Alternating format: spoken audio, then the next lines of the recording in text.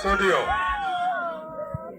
Wamama, nimewaomba kwa upole, narudia tena kwa upole. Nimesema hivi, mnapolia wakati tunasindikiza mwili wa mama bado hatujaushusha hata kaburini, mnamaanisha nini?